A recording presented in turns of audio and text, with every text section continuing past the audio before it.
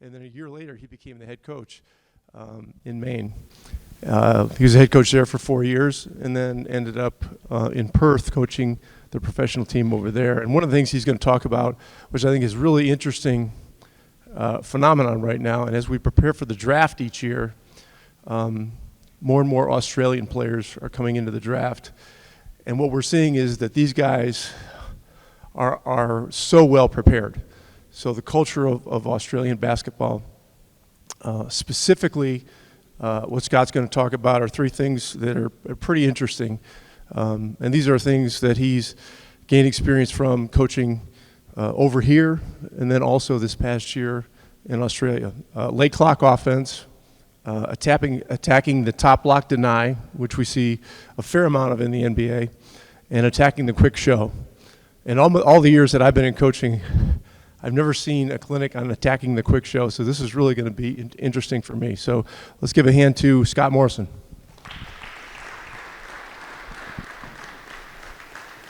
Thanks a lot, Coach. Good morning. I may chuck this mic halfway through, but I'll give it a go first. Well, thanks for coming out. Like Coach said, I just finished a season in Perth. I actually just resigned from that position for family reasons. It's a pretty long trek from Prince Edward Island in Canada, where I'm from, to Perth, but it was a great experience, and really happy that I dragged my family over there in the middle of a pandemic to get that experience. But now I owe them a little bit of a break, so we're going to come back to North America. When they hired me, the people in Perth, or the critics there, said, why are we getting an NBA coach to coach FIBA? A few years earlier, when I was trying to get a national team job, they said, we need a guy with FIBA experience. I've been a head coach in Canada College for 10 years where we play FIBA. That didn't seem to matter. So I always hate when people say FIBA coach, NBA coach, college coach. It's all basketball to me. And if you're doing your job as a coach, you learn from every level and every set of rules and everything else. So Warren mentioned that a possible topic here could be the differences between the NBL and FIBA and the NBA. So I'm kind of hitting on that. But at the end of the day, I think if you're not learning from everything, then you're not doing your due diligence. And if you're up this morning at this hour in Vegas, then you obviously do your due diligence. And the other thing I'll say is I love to learn, love to listen to any podcast I can or watch clinics. And I personally judge the podcast or the clinic on if I can get one thing from it that I like or take home or I'll repeat. So I'm setting the bar low, but hopefully I can hit the bar for you guys today. Just maybe say one thing by accident that you can either use or tweak at your own spot. So before I start, Coach asked me to just touch on a little bit about my story. A couple of you may be aware of it, but I lucked into a college job in Canada when I was 25 at a place called Lakehead University. I'll work from the bottom up. It's in Thunder Bay, Ontario. I'm sure none of you have been there. Maybe a couple of you have been there. Yeah. So it's probably the most isolated, if not the second most isolated school in Canada. And the name Thunder Bay does it justice. It's pretty bleak in the winter. It's basically an ice box. So tough place to recruit. That started my, I guess, interest or love in player development. If I couldn't get the best players, we had to figure out how to make them competitive. About 6 years into that job, after narrowly being fired 3 or 4 times, we were able to turn it around and become a winning team. And in Canada, the salary level isn't quite SEC level. So instead of getting a bigger raise, I negotiated a sabbatical where I could go for a year, learn something, come back. And after my last season there, I didn't know it was going to be my last season, but I took a sabbatical. Coach said I couldn't get on with any NBA teams, even just to volunteer. I think maybe one of the 30 teams even responded to say no. And then I had 2, at the time, D-League coaches on my Facebook page. I don't even have Facebook anymore, but I owe Facebook this one. So I hit up one of them, He invited me down to interview. Great. You can do the laundry, you can drive the bus, you can be the gopher, basically. But we have enough coaches for the encore. I said, okay, I appreciate that. Let me think about it. And the second coach was Mike Taylor in Maine. And my hometown is actually about a 7-hour drive from Maine. So I was interested in that. He said the exact same thing. And then he said, but you can also work guys out after practice if you want. So I was like, all right, I'm in. So I went, and the professors that I had seen take sabbaticals all do a research project. So I researched shot selection. RGV was kind of known in the G League at the time for hucking up threes, as many threes as possible. It was kind of starting that trend. And my argument was that all threes aren't created equally. So I wanted to research how threes are created. So I did that. The year ended. I spent the entire year basically hitting up Ron Norred, who was the assistant coach on the team, about how they did things at Butler. It was Brad's first year in Boston at the time, because I was going back to college and I wanted to know everything they did, how they played this pick coverage, how they attacked this, what they did in practice, everything. I went back to my school, started working with my guys again, and then it became there was a chance maybe I could get hired by the Red Claws, I found out. So I came down to my first summer league, and I thought about this morning because I was walking over here to clear my head, forgot to account for the heat, and I'm already on my second shirt. It's not even 9 a.m. But my first summer league, I came down, it was in Orlando, and I went down there just to meet with Brad, to try and meet with Brad. And Ron was going to help me get it. Coach Stevens, he didn't really know me. He met me during the year, but wasn't that interested in the D League at the time. It was his first full off season. So basically every day I'd be hitting up Ron, like, I think Coach meet me today.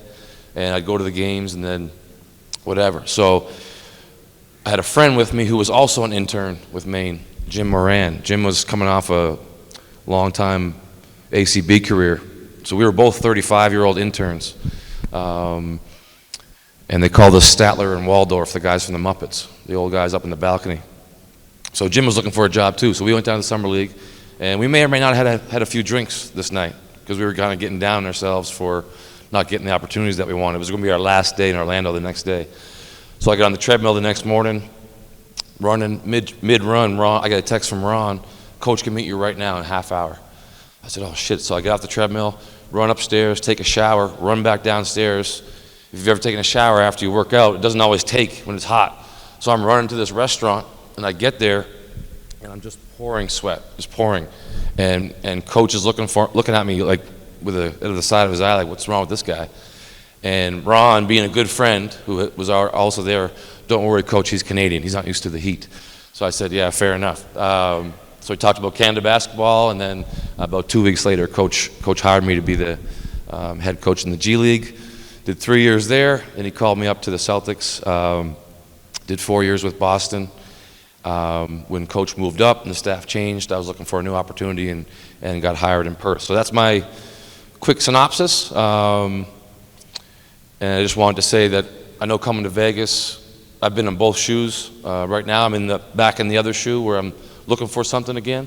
And it's a hard grind when you come out here and you're forced to meet people and you feel like you're bothering people, but all they can say is no. It doesn't hurt to knock on doors and bug people and get contacts, because you never know when something might come through for you. So if you're in that case, I would encourage you to keep going. And if you're not in that case, I would encourage you to enjoy it because it can change pretty quick. So with that, I'll get moving on to basketball stuff. There are 3 things I wanted to talk about. So when I do clinics or get asked to do podcasts or whatever, I always try to pick a topic that I'm currently trying to investigate a little bit more. It gives me an excuse to learn more about it, gives me an excuse to watch more film, and then by the time I'm ready for my presentation, I feel like I have a good handle on what I want to do moving forward. So in the past, I've done a lot of stuff on cutting and pick and roll attacks and things like that. So recently, this has been kind of my pet project, late clock offense. I need a better word for it, but basically situations where your plan A doesn't work out and you got to get to something else. Now, some teams have things that they do, that's what I've been learning. Other teams don't have something, they just run pick and roll or go ISO and attack. So my thing is, there's got to be a way you can have a higher points per possession on these situations than just going ISO or just running pick and roll, especially late clock when you can switch or blitz. So now, as it relates to the international game, I put up a couple stats there up top. Offensive rebounding rate in the NBL where I was versus the NBA. It's much more of a point of emphasis. 5% doesn't seem like a lot, but if you think about 80 to 100 possessions in a game, there's an opportunity there to squeeze out a couple more buckets. And full court defense. Not overly aggressive full court, but delay stuff, to slow down the shot clock. So in the NBL this year, 12% of possessions were delay defense, and in the NBA, only 2%. So right there you have, I guess, a difference of potentially 15% more times where the clock's going to be getting down there, and you can't run your main stuff. So I think this is important for all levels, but perhaps it was a little bit more important in FIBA. And little humble brag to our Perth team. We did pretty well offensive this year. I'm not going to share what our defensive numbers were because they weren't. There were a lot more curves in them. But I think this was a big part to why we were successful. I'm going to show film in a second here after the slide, but basically it builds down to 4 steps for me. If it's an offensive rebound, we encouraged a late cut to the basket. I love cutting. And I think there are certain times in the game where the defense, by human nature alone, stares at the ball. Offensive rebound is one such example. You get a rebound in that paint, there's no immediate putback. For a second or a half second, everyone's staring at that ball. It's a great time to cut. So we got a couple good things off that this year. Next thing is just recognizing that you're in a plan B situation. Things didn't work out. We didn't get a tip in. We didn't get a kick out 3. We got 10 seconds on the clock. Let's get going. Cut with bad intentions, one of my favorite sayings. One of my assistants at my first school kind of coined it, but I like it because too often we tell guys to cut and they just treat it like a chore they have to do, as opposed to an opportunity to score, an opportunity to draw 2 defenders and get someone else a good look. So cut with bad intentions, and then get into your versatile, I forget what they say in the U.S. I'm speaking 3 different Englishes, but a versatile attack. And by that I mean something that's not just a pick and roll where they can blitz it. I'm going to talk more about the dribble drive after it and how to get into it. In Boston, I'll show some clips. We flirted with a flash into a motion. And then in my research, I've also heard of teams doing stuff like horns, just setting a small screen, things like that. So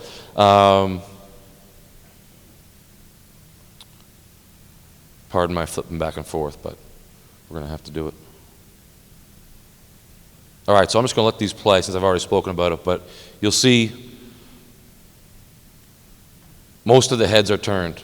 Okay, right now all 4 guys are staring at that offensive rebound, so we encourage that cut. Now, who cuts? I don't like to put a whole lot of rules on it. You could argue the shooter. You could argue in this case, there's 3 different cases here. In this case, it's the guy that we have getting back through the elbow.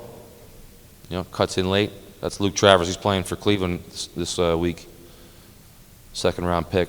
And also I like from the top because obviously that's right where the back of the heads are facing. So those are 3 areas I like. Again, the next thing we preach is just recognizing when we're in this situation and to get spaced as fast as we can. So I would say right now, when Jesse Wagstaff with the ball had to pivot, that's a good sign that we're in trouble, right? And our spacing that I liked is corner, dunker, corner, and opposite slot, free throw line extended. Which slot? I like the side of the weak hand. So if I'm right-handed, I have the ball here, and there's a guy standing there, we preach for him to get out as fast as he can to clear out this right hand, and then fill accordingly, but making sure the corners are always filled. So you see right here, Wagstaff again recognizes that he's in the wrong spot for this right-handed driver. So we clear that out and just try to occupy the rim and give him as much space as possible. That guy with the ball is arguably the GOAT of the NBL, Bryce Cotton from Providence. Now, as we get going, we also have rules. for who should be in what spot when possible. And if anything, it creates sometimes more movement. So I like having our worst shooter in the dunker, for example. And some coaches don't like saying you're the worst shooter getting the dunker.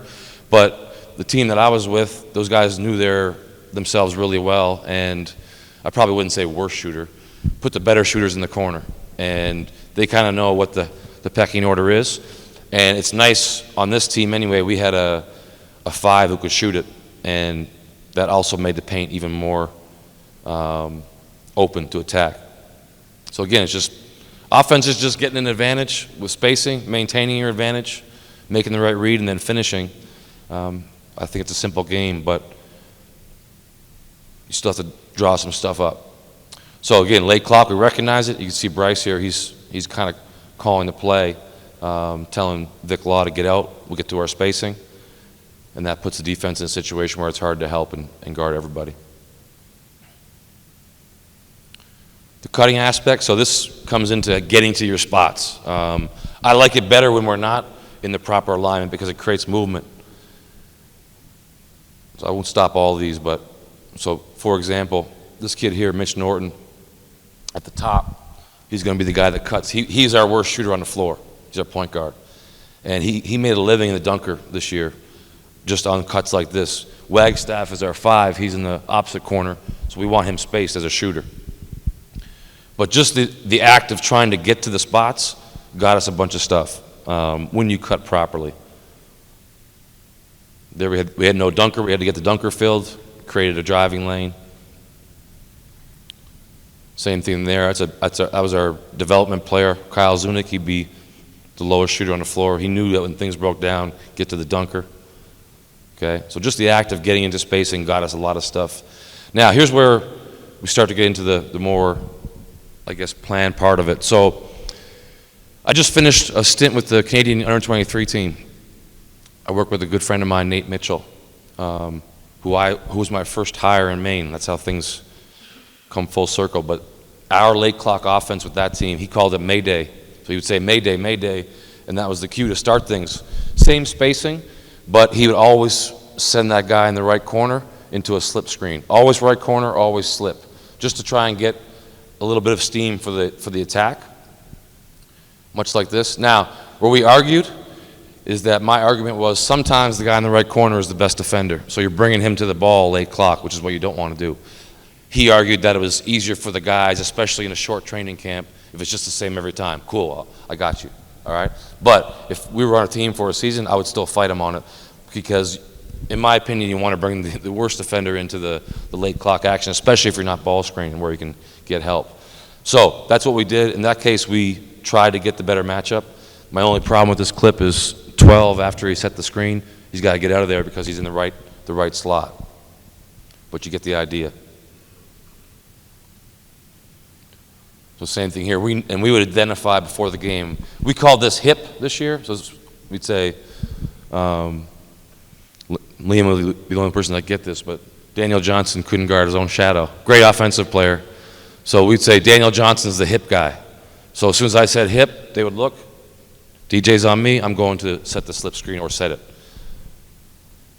So in this case, he has the option to slip or set or ghost or set.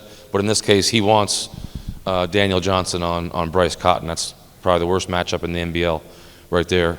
And then you see Mitch getting to that dunker even though he's the point guard. And again, he made a living in that spot. If you're a pro basketball player or a high-level basketball player, you can make a layup in the dunker no matter if you're 6'10 or 5'10, especially when someone's helping. So again, same thing here. Joe Chi, right there, was our hip guy. He just happened to be the big, and in that case, we slip out because he's probably going to show instead of switch. Now, once we get into our kind of dribble drive attack, we had a couple cutting rules, so it wouldn't be me if I didn't include some cuts. Any middle drive, once we get into our attack, any middle drive, probably a slot cut. Our read was the feet angle of the slot defender. So it wasn't automatic. If that slot defender was parallel and he could still see you, he could still see both, we just spaced most times. But once he lifted this foot like this, automatic back cut. That was our read. So we would practice that in our drill work, just have a coach Sometimes he's flat, sometimes he's like this. And then we'd have a guy in the corner and a defender in the corner. And for me, I always talk about seeing behind the cutter. When you click on synergy and go to cutting, the cutter always gets the ball, which is nice if you're trying to encourage cutting. But more times than not, what the cut creates is the corner three. There might be a clip of 2 of that in here. But you see that low man defender pulling in on the cut. That's why I like the slot, because it's an opportunity to engage 2 defenders, but only have to engage 1 offensive player. Only 1 guy needs to know what's going on to get that. Whereas if you cut the corner, 2 guys got to know what's going on. So that's our read on the slot, not just in our flow, but we really encourage it with this late clock stuff, because it's basically dribble drive. I should be using the past tense, but I'm not. Now, here's what I would say a negative clip. Vic Law, number 1, playing for Utah this week. That should be a cut because of what I had said earlier. We should have cleared that right hand. Okay, he should know that. Get a cut. Maybe he gets something off the cut. Worst case, we clear the right hand for Bryce to drive. And you see why we want to do that, because he just clogs up that lane, and we don't get a good look in the paint like these other good clips. Now, here's Vic again. Always try to redeem the guy in the negative clip, and he makes the read on the slot.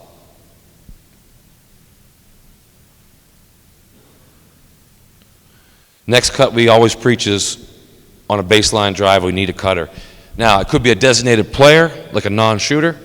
It could be a designated spot. It depends on how you like to coach or what your opinion is.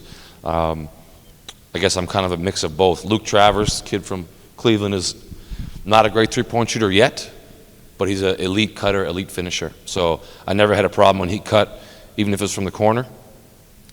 Preferably, I like the cut to come from the top because, again, like I said, right now, there's probably 4, if not 5 guys staring at the ball, and that cut down the middle is just a lot more threatening.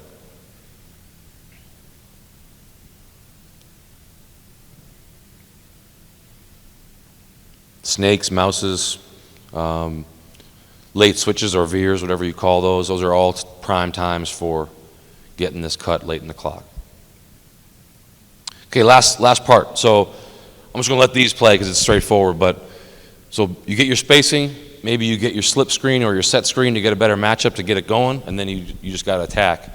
I like dribble drive, mainly because of the lineup that we had there. But in general, I'm more of a attack guy, and then throw in those cuts. Now, so that sabbatical year that I took, I studied shot selection, shot creation, and my genius takeaway was that threes are better when you get into the paint and kick it out, which everyone knows. So I got back to the national team, all proud of myself for this research that I did, and I'm talking about this, and there's a guy named Dave Smart. Dave Smart's the best coach that you never heard of, if you haven't heard of him, in the world. This guy should be in the Hall of Fame. But he's not the easiest guy to get along with sometimes. He's a good friend of mine. But he looked at me and he said, attack the paint to get better threes. I said, yeah. He's like, no shit. So in my mind, I'm like, I just watched 20,000 shots for nothing. But what I do stand by is that you need those numbers sometimes to convince the players to attack, to be aggressive. Because a lot of times they don't know when they're settling. They don't know when they're passing up better opportunities. So by quoting paint threats and putting on the board, sometimes it encourages the team to be more aggressive, which is what you want, right? Same thing with this. You could say to me, all this stuff is common sense. What do we have an offense for this for? We should be spacing and attacking, sure. But by calling it something like, in this example, I'm calling it the 12 offense. By calling it something, it clicks, right? Players hear 12, all right, shit. Get to these spots, cut hard, attack. That's just my opinion, but I think that when you put names on things and make it something, even though it is common sense, they're more apt to execute it. So the last clips on this topic is the option 2, which is what we tried in Boston, and I thought I'd just throw it in here for your interest. But we had Rob Williams and Daniel Tice, who, in my opinion, are great passers. Daniel can stretch the floor a little bit. Rob is a dynamic roller, if not one of the best in the league. I think Rob's passing is not talked about as everyone talks about his defense. So we kind of played through the big a lot, but also in this situation, we would call flash or motion. I don't even remember what we called, but it was just a sign, hey, things break down, flash that big wherever he is, throw it to him and get into split cuts.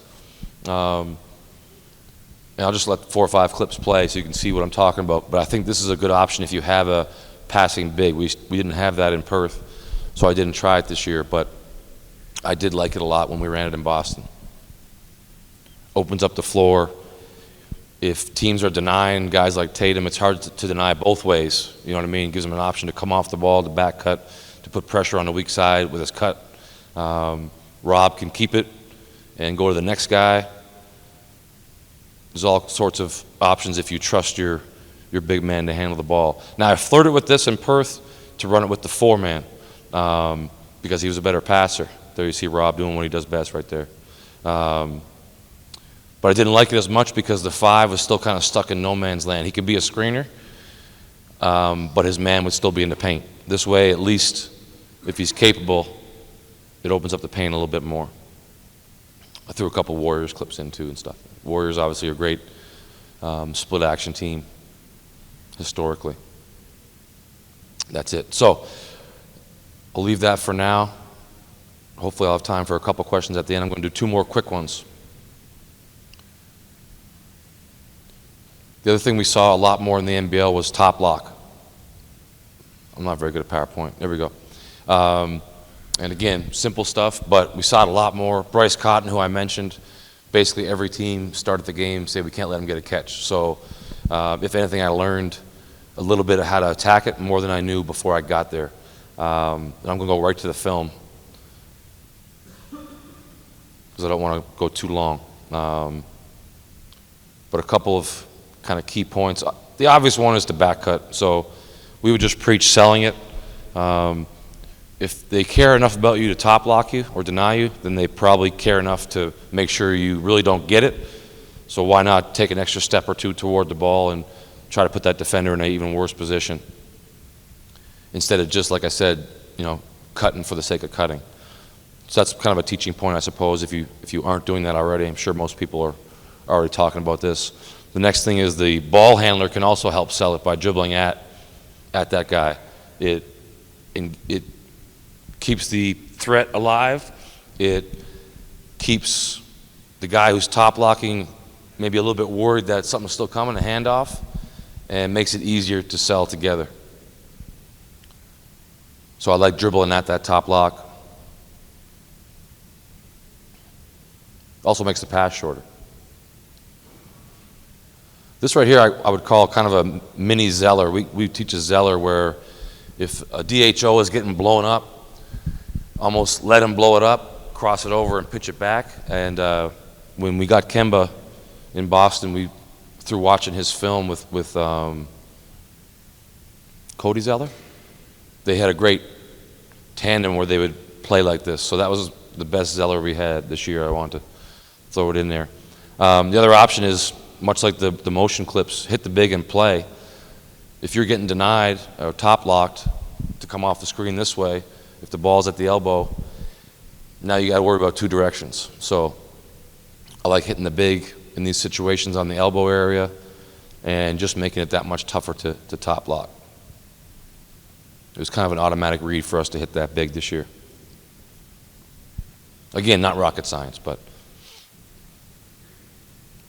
sometimes you got to point things out to guys or make things part of your offense to get the best out of it. So we get the idea there. The other thing is to have a counter. So we had a lot of built-in counters for Bryce on these actions that get top locked a lot. So this is our pin down or our point action. This is how it would look normally, right? Coming off that thing, attacking the whip. And then our counter was a Spanulis. So different guy, but same action point. He's getting top locked right here in the corner. So our counter was automatic on this play to Spanulis right there. And when we're doing our offensive review against the coaches, we would have the coach not top lock at one time, have him top lock the next time. The guys knew the automatic read. This is a baseline. I think I probably stole it from Coach Stevens. We called it Utah because it was for Bryce. Bryce played in Utah. Just a hand back to a pin like that. That's how it looks normally. And then we had our built-in counter here. Same game. Okay, now they're on top because he hit that 3 last time, and We're just selling it back door. Pretty good sell there from Bryce. You learn how to sell things when you don't get the ball as easy as you want to get it. Our wide action, we called it wide, that high pin. So our automatic counter was just basically hit the big into this pin down. Now you see the fours in this other side. So Bryce always had the option to come off the baseline or the top. He usually chose the top because I think he liked just attacking from there better. But that was just a built-in read on our wide action. He probably could have sold those cuts a little bit better, but he has that burst of speed when he needs it. Last one, our double, which is our staggered away. So we had two counters. One was just send them back or wrap them and then turn it into a single and attack out of that. That's pretty standard, I would think. I'll come back to that one. And then we later in the season we started saying flip it. We'd flip the plays. So basically, play was denied or top locked. We'd say flip it, and we'd just get to it on the other side where we gambled that it would be harder to maintain your top lock twice in a row, coming from two different angles. So we flipped that wide. Here's the same thing here. This time Bryce couldn't catch it at all. So we'd say flip it, and we just get into it that way. They still top locked him, and we just make our reads. So I really like this flip it concept. I wish I had done it earlier in the season because we got a lot of good looks off it late in the season. That was our double or staggered. We just flip it. We just send him baseline, pitch it back to the guard, and set it on the other side. Here it is again. And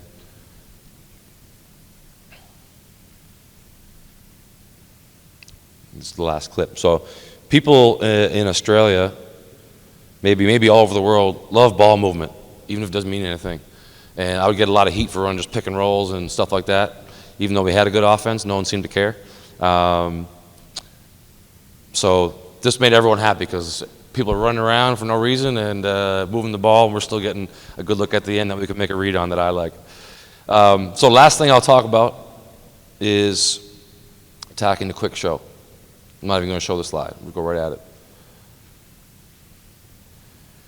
So I estimated, I don't have an exact number, but I estimated that there's 20 to 25% more quick shows in NBL, maybe you could argue all FIBA than the NBA. There's not much quick shown in the NBA, there's some.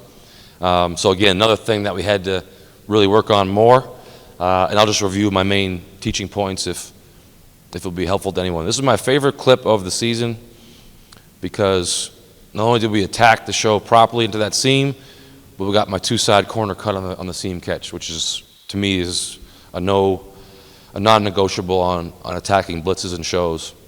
Obviously, most teams help from this low man on the two side. So by getting the ball there, he's engaged. Now we're 2-on-1. This is Peyton Siva here of Louisville fame.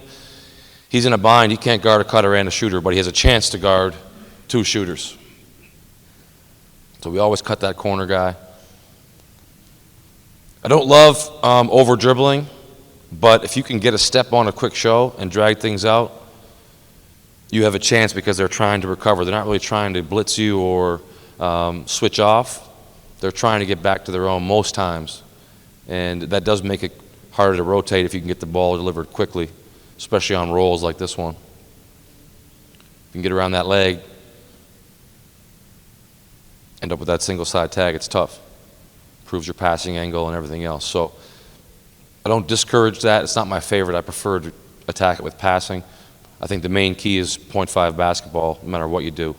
Regardless of what you do, if a team shows or blitzes and you get rid of the ball quick enough, you're going to have an advantage for at least a second. So it comes down to the next step, which is maintaining it. And the key to that is spacing at 0.5 basketball, whether you're moving it or attacking. You got to keep in rotation.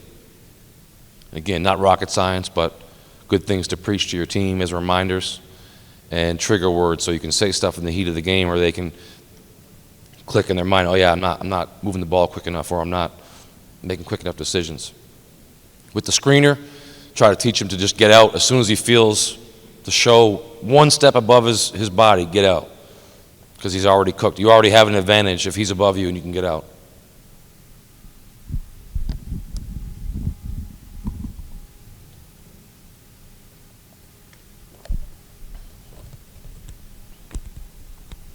And the last point I'm going to make here, I always teach two seals for the big in shows and blitzes. So The first seal is high, the first seal is low, second seal is high.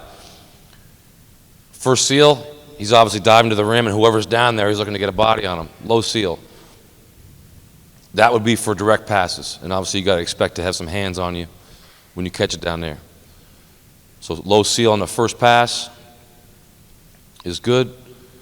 Another thing about Australia is they love a big man. It's one of the, in America, no one wants to be the big man. Everyone wants to be the guard, but in Australia, they still put those guys on the $5 bills. That's Matt Hodgson. Played college over here, but very technically sound big. And then if the first pass doesn't go to the big, then you got to switch and seal high as a big man. So this is a good example. He doesn't get the ball, but Majuk here, his initial plan is to go to that low man and seal. Once he sees the ball delivered across, he stops and seals the guy recovering.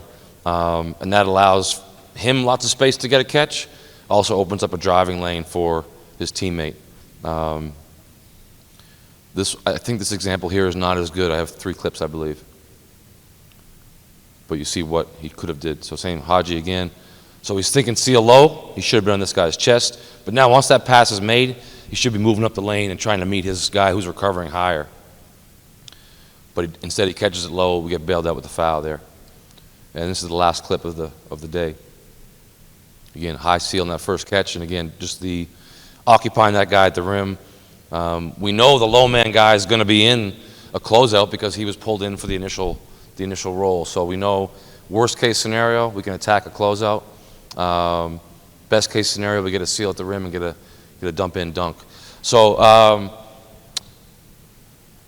those are the 3 topics I wanted to speak about. I could keep rambling on, or I can shut up and get out of here, or if there is any questions, I can talk through it, draw some up on the board.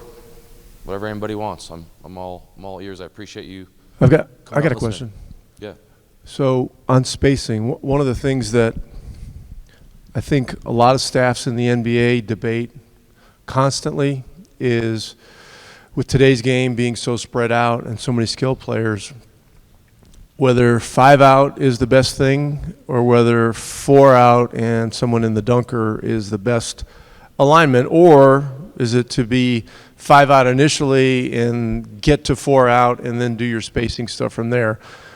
I think you covered some of that, but what is, because this game is a little bit different because of the 3-point line and stuff like that, and the players' ability levels are slightly different. But what is your feeling about it? Because you've had a lot of experience with this over there.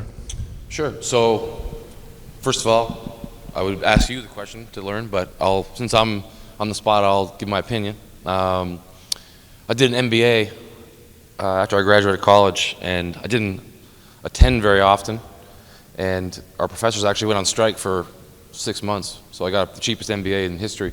But the one thing I took from it was one of our professors said that in business, the answer to every question starts with "it depends." So I've always taken that with me in basketball. So I think this question would depend on a lot of things: your personnel, the rules, like you said. But in my opinion, a wise coach once said, no matter who you are, they got to guard you at the rim. So sending a dunker or a cutter, I don't think hurts your spacing or your ability to attack, provided that guy can at least make a layup. He has to be respected.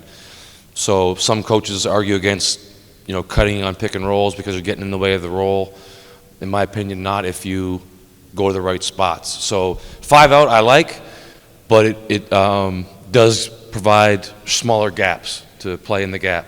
4 out I like, but it does have a guy in the paint, automatic helping without having to get punished unless it's a guy who can finish. So I've always tended to lean towards starting 5 out, seeing if you can get a quick attack with no one in the paint, and then settling into your secondary offense or whatever with a dunker, because he should in theory be able to punish, and maybe that gives you some more gap space to get that paint threat that I learned was so valuable to get open threes. You showed at least one clip where a small guy ended up at the dunker. Is there a conscious effort to get the small guy down there a lot so that you're not facing rim protection, or is that more a function of whether your 5-man can shoot or not? I think for me it was a function of whether the 5 could shoot or not, but the bonus was oftentimes the rim protector would be out in space, and their guard, it's kind of like attacking switching. A lot of times just by moving the ball you find a weakness because guys aren't used to defending those spots. A big's not used to being in the nail gap, a small's not used to be the low man. And by putting our small guy in there, I thought he overhelped a lot and ended up with some layups for that guard. Another question I have, in general, would a presentation on attacking switching be similar to the one that you showed on the quick show with the slip outs, the advanced pass, etc.? If I was doing it, yeah, probably. We attack switching, at least to start with, the same way. We had a hip guy. He's the hip guy. Make sure he goes into the action. If they want to switch, all right, take our chances. The team I just finished working with, the U23 team in Canada, we didn't have a very dynamic shooting team. We had some bigs, and we played Baylor. Baylor was the USA rep in this tournament. They switched everything on us. And we went to a two-post offense, rolling, sealing, high-low. I was against it because I don't like bigs. I'm just not really, I really don't like them, but I like playing through guards and attacking. And I was the assistant, so I bought in. I was like, oh, all right, you got me, I'll sell it. And we coached it best we could, and I thought it looked pretty good. I hadn't seen that way to attack in a long time, but maybe I would throw in some clips of that team in a presentation as an option if you have a bigger team with less spacing. Any other questions for Scott? Yeah, hey, Lloyd. Scott, what's happening? How you doing? Great presentation. My question is more about, you talked about you name a lot of your concepts or initiators and try and, it's a way of helping your players understand when to do it and how to do it. What's the balance between you having to call versus a quick show or versus a top lock, what you want, whether it's a dribble ad or the cut or into the Spinolis, versus them just having the read? How much time did you spend on them being able to make it a read, or did you have to call that action? Well, I would say the biggest difference of all between FIBA, or at least NBL and NBA, is practice time. Right. So we were able to drill a lot of this stuff, and I wouldn't have to call it very much because the guys were, first of all, they're a vet team.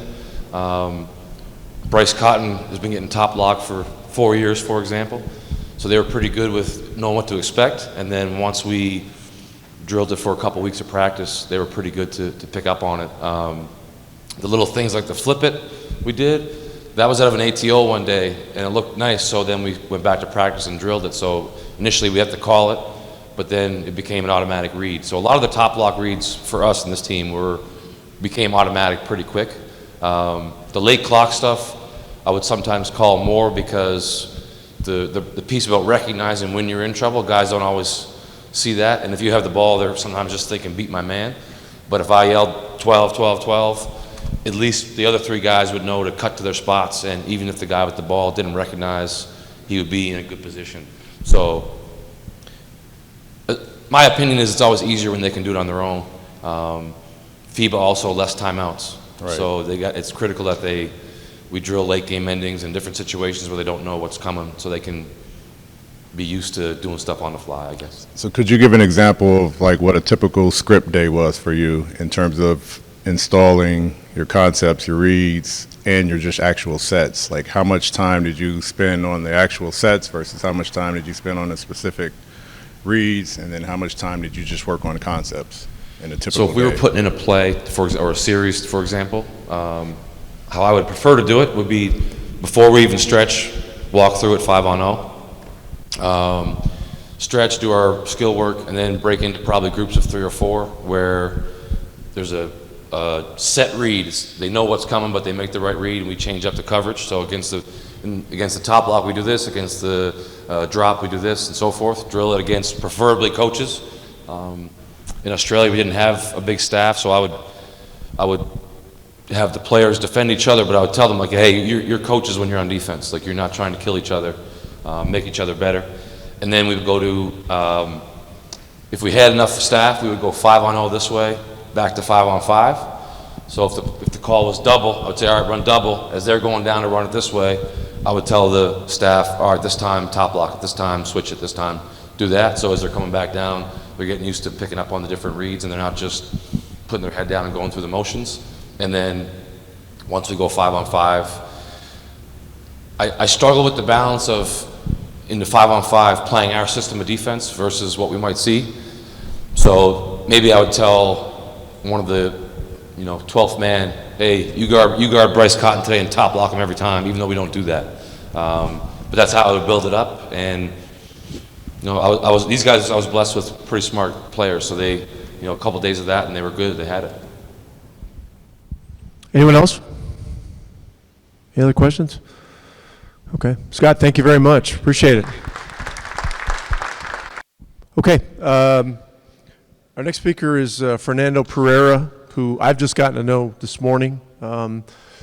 He's going to talk about neuroscience and how it helps player development. He's going to talk about why cognitive training is important for teams and NBA teams and why they should do more of it.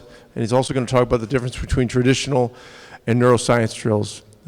He's been working with Rudy Gobert. He was working in the Jazz organization for a couple years, both with the big team and the G League team. Fernando, it'd be great if you could give them a little more background. And by the way, he just got here yesterday. He landed from Paris or France at 5 p.m. and he's flying out today at 4. So he came all the way over here to do this. So we really appreciate you being here. So Fernando Pereira. Thanks. Hello. Hi everyone. It's a big pleasure for me to be here. It's a big honor. If we can share some information about neuroscience and basketball. This is a really new detail about the basketball in practice, okay? So take note. If you have some doubt, some questions we can do in the end of the presentation, okay?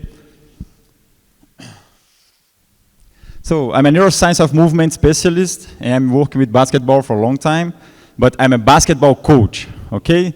We can talk about basketball, we can talk about screen, we can talk about flare, we can talk about shooting, but 7-8 years ago, I was reflecting about my future, and I say, we can do any kind of screen, but the secret is when the player shoot and the ball go inside. So I stopped a little bit, and I was thinking like, the secret doesn't matter the play. The secret is the brain to put the ball inside. So I started studying more this, okay? So I have some background about my scientific side. So I have a master's degree in postgraduate development and learning motor control. I have some certifications. On the laser point here is far away. I have some certifications with neuroscience. I work as a college teacher too, 4 years in my life. So I'm 95% coach, but I have 5% I love scientific side too, okay? So I got 2019 experience with NBA with Igor Kokoskov, amazing open mind coach. I worked just during the preseason with Phoenix Suns. 2019 I worked with Quinn Snyder, amazing coach. I worked a little bit with Jazz and a little bit with Salt Lake Stars. It was an amazing season 2019. I was part of the group. And we got an amazing season. We were showcase champion, and we help a lot of the players because we create a neuroscience of development program. We will talk about more later, okay? And now the last 2 seasons, as I work with Jazz, I was in touch with Rudy Gobert. We worked a little drills and we work a little concept. And now we are doing special the last 2 seasons, and we are starting now the 3rd season, working exactly with him and just the Rudy Gobert development program. So guys, to understand better the drills, I will show a lot of drills here. We need to understand few concepts about neuroscience and how the brain works, okay? So science is showing us new strategies to add to the basketball training. And let's understand what scientific research has been presented to us. So I will be closer here. So if we go to this website, PubMed, it's not working. Yeah. If we go to this website, PubMed, it's just a researcher website, and put physical capacity, here is 100 years, okay? We have 78,000 research. If we put neuroscience in sports, we have 9,000, almost 10,000. So see the difference about how the science is working about neuroscience. And the big detail, how neuroscience is really new, because in the last 10, 11 years, 8,000. So 83% of the scientific research on neuroscience and sports took place in the last 10 years. So maybe I will be the first guy you seeing talk about this concept, but probably I'm not the last one, because this is the new concept. We will go inside the basketball in the next 10 years for sure. And if we mix both researchers, 87% is physical capacity, and just 12% is about neuroscience and sports. So really new, guys. There is better. So general physical capacity, we are doing great. And we can say, neck down, we are studying a lot the last 100 years. We saw in the researches. But the neuroscience is a little more neck up. So neuroscience is showing now to a full body view, and we connect the physical capacity with the brain skills. And why the neuroscience is showing a lot in the last 10 years? Because the technology. So we have now a lot of technology device, mental workload sensor, and brainwaves reading, blood flow sensors, eye track, visual perception behaviors. This is amazing. If you want to see some research about it, it's amazing. What the player see when he drive, what the player see when he shoot. So it's amazing. When we think about it, we start to think about the drill. And this we will talk about in the next time. So when we start to understand the brain, the same concept, let's do a parallel here. When we are lifting the muscle in the lifting room, now we will understand the brain. So we can lift the brain. So it's a little parallel. So we can improve the brain skills exactly the same way we can improve the muscle, okay? So I will talk about just 3 main concepts. In the end of the presentation, we can talk about it, but if you get out here today, guys, understand a little better these 3 concepts, will be amazing. Okay, activation areas and repetition versus random. So let's be everybody on the same page. What does that mean when others say repetition against random? Okay, so one player here, just to show an example. The better shooter. Oh, I like personality. So go shot, go rebound. Elbow shot, go. It's okay, elbow shots. This we can call a repetition concept to the brain. Why? Keep going. No, don't stop. The brain is shooting the same spot and the same motor program. So to the brain, is the same equation. Keep going. It's the same equation all the time. So keep going. Okay.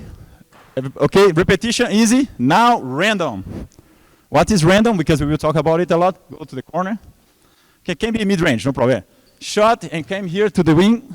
Come, run. Pass, shoot. Shoot, and go corner again. Yeah. This I'm calling random drills because different spot. So the brain, always a new equation because we change the 3-dimensional view.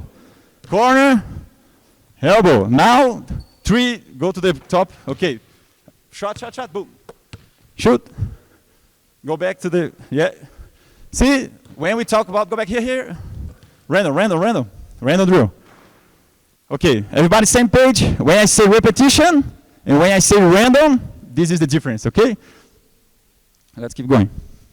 Thank you. So the brain, guys, we are understanding now better with the researchers. We can create new neurons for a lifetime. This is the really new stuff. 30 years ago, when you got 25 years old, everybody was thinking it's done. No, we know now, we have some researchers, 87-year-old, 92 years old, the people is creating new neurons. Keep going, okay? And the structural plasticity show us we keep improving neurons and we keep increasing the neurons when we learn, when we add some memory, and when we add movement skills. So everybody here as a coach, look how important we are because we can change the brain adding movement skills. And what do we want to the player? More skill possible, okay? So we are changing the brain doing this kind of concepts. Okay, guys, so we have to understand the brain, he works all sections in the same time. But we have some special areas with special functions. So it's really important we understand this now, because when I will show the drills, I will start to talk like, hey, remember, this is more cognitive. Oh, this is more motor drill. Oh, this is more perception drill. Okay, we have a lot of different areas, and the three main one is kind of the last researchers are showing us here to back is sensation and perception. So if you touch yourself, if you feel cold, if the three-dimensional section is more here, and here to front is more planning and action. So when we start to understand it, we can start to understand better and plan the drills. And the prefrontal cortex is one of the most important, because we will start to talk about it a lot. What the frontal cortex is responsible? Attention and concentration, anticipation, decision making, and problem solving. So everybody here understand basketball? Who thinks these three concepts are important to basketball players? Anticipation, decision making, and problem solving. So if we do this kind of drills I will show, we will be lifting the brain, okay, and working exactly these concepts. If it's hard to see here, guys, you can watch there, okay? So this study is one of changed my life, because we start to understand when we do repetition, the guys did there, you will work more the motor section. When are you doing random, the way I will show more drills, but now we understand what's random. I'm trying one on me. Is more cognitive, because the brain has to do always a new equation, okay? Okay, guys, I need two guys. No ball, just two. Okay, great, here. So I will show a conceptual drill, just for us to understand what I'm trying to say, okay?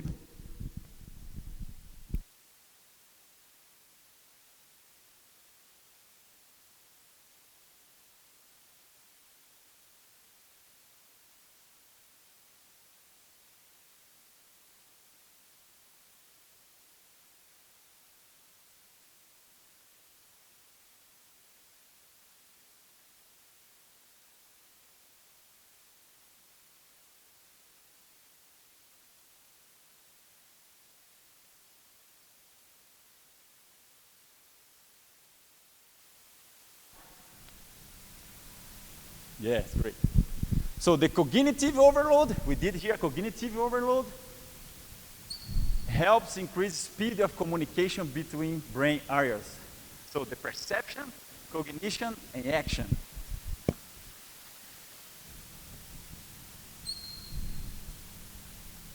So when I was showing it, the brain has, remember the different areas, and when we do our overload, cognitive overload drills, the sections speak each other faster. The neurons can go faster the message, the electronic message, okay?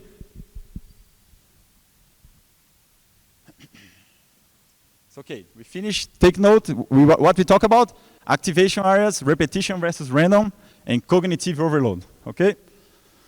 Now, this is one of the best stuff, neural pathways, the circuit formation, okay? So, paths taken in the brain before action. A lot of stuff, complex stuff happen inside the brain before the action.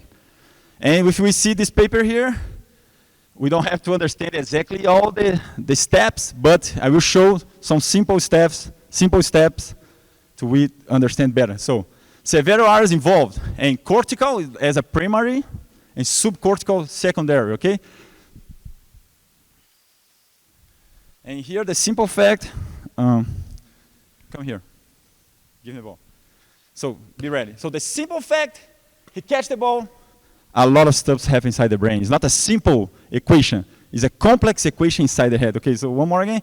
So the simple fact I change the pass is a new equation. So the brain, we call double check loops, always doing a double check. So I pass here, he moved the equation, and he catch the ball, so the brain say, oh, okay, positive feedback. Okay, I'm doing well. So if he miss, it's a new equation. New equation in the brain improved when we miss. It's not, can't be a lot of miss, but when we miss something, I shoot in a hard position, and I miss, the brain do a new loop equation, okay? Thank you. Keep the ball. Okay, now I will show in an easy way the paths traveled in the brain, okay? So, same guy. Hey, you, come again, yes. Ball. Don't worry, guys, I will show you basketball drills too. Now it's just to understand, okay?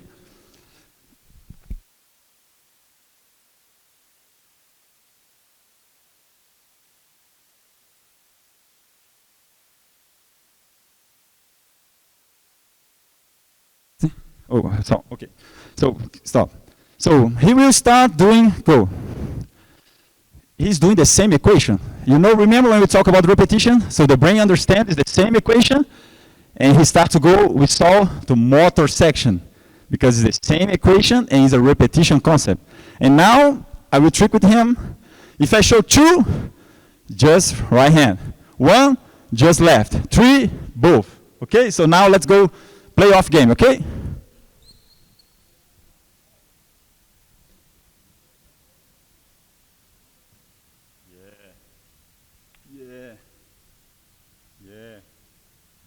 Nice, smart brain. See, okay, see, he did a little slow because he's really amazing. Congrats, amazing. Hey, drafted next year, okay? So, fast brain. 3, I change my finger to try to trick with him. He keep going. So, the simple fact, I'm changing the environment. We are pushing the concept to the cognitive, okay? Now I will show you a nice detail. Thank you. Now, if we understand the brain steps, it will be amazing to think about the drills, okay? I think I will, that's okay?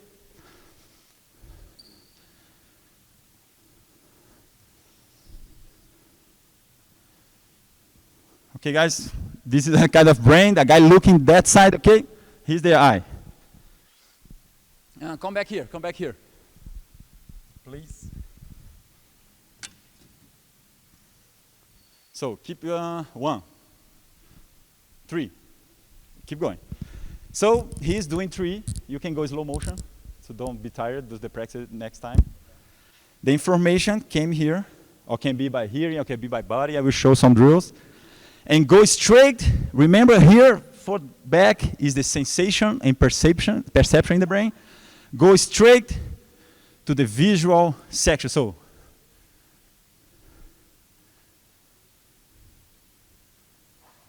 Yeah, see? Brain equation, amazing.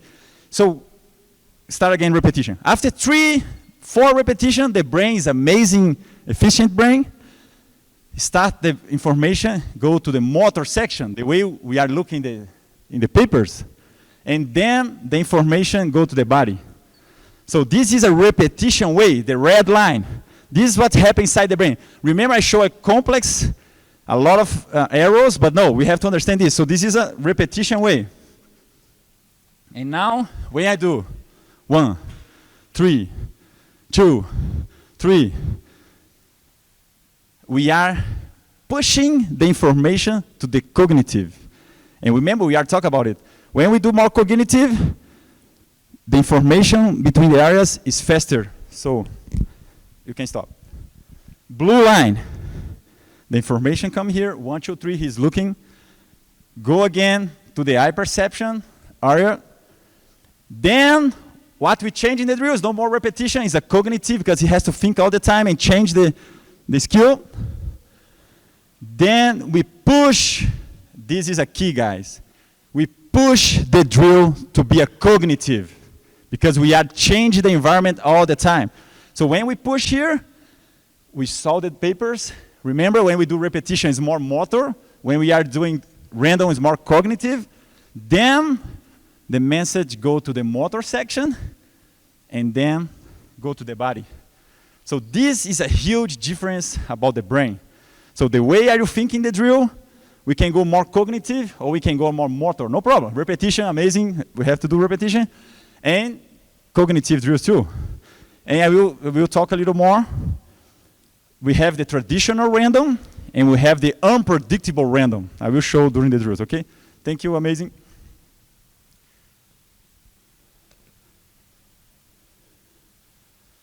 So let's talk a little more about it. So Wayne, now everybody's here today. You can't go home. Now we know a little bit. So when you go home now, hey, when I do this kind of concept, I know what kind of section we're working. And when I'm doing more random, I'm pushing more the cognitive way. And what we want, we talk with the players every day. Hey, you have to be smarter. You have to see there. You have to do more. Hey, you have to look the shot clock. You have to shot and you have to hit the ball. This is a cognitive way. The guy has to be smarter. And we want this as a coach. So all we are talking about, we come back to this paper, repetition, motor section. Random practice, cognitive. So we are finished the second main stuff.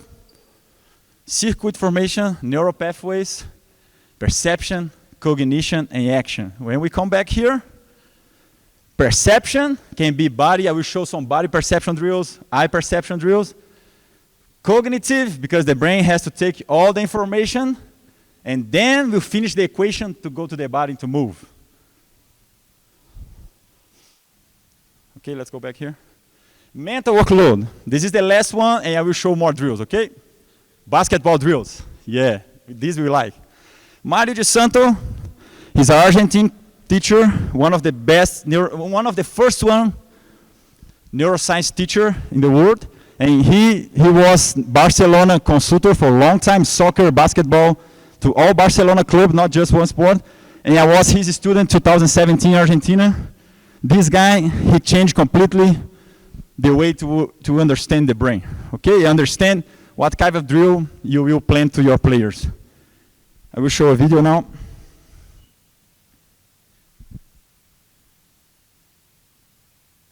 So this video is a little hard to understand because it was recorded by the crowd, but after I will show exactly the same, I will call one of the guys to show, okay? So everybody look into the on screen, on top here. Oh, something wrong. Where is the technical guy? The video is passing here, but it's not passing the... Run to the MRI. This is his brain activation, okay? So after, he ran it 30 minutes in the treadmill inside the hospital, and here is his brain activation. Okay? Now, guys, remember the drill we did with the guy?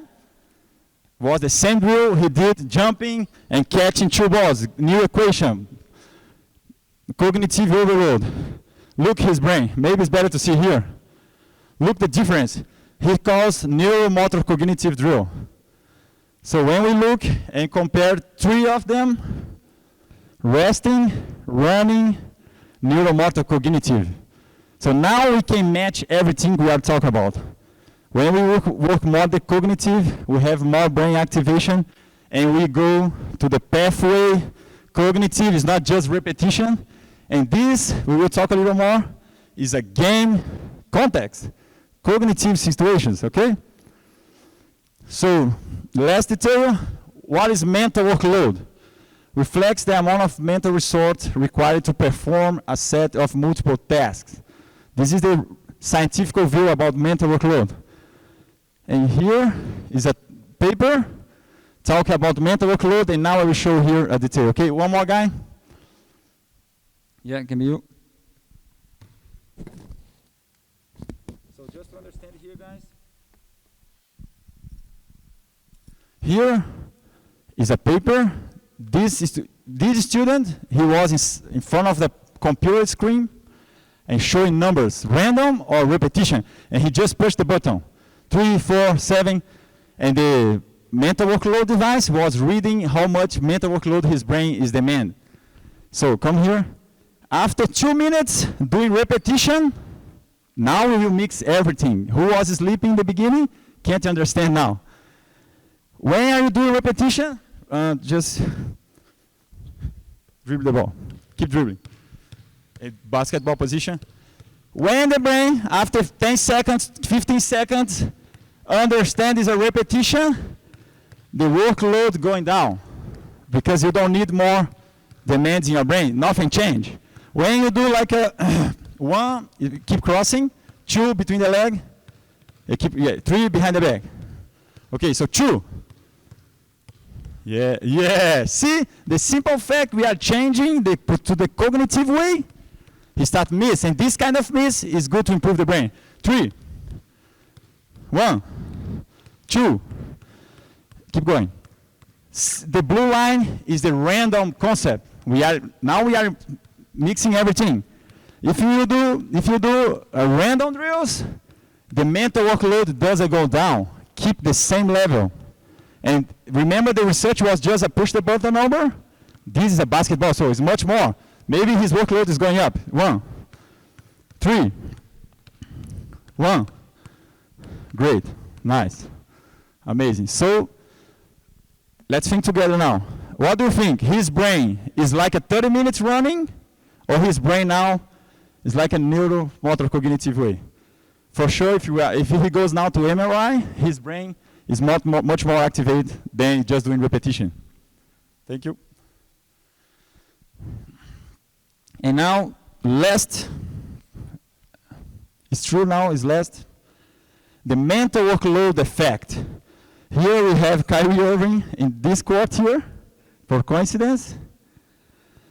What do you think about Kyrie Irving in this moment about his brain mental workload? He's doing 1,000 equations to solve the problem, the motor skill problem, to get out James Harden, Kobe Bryant, Kevin Durant. So what is the mental workload effect, okay?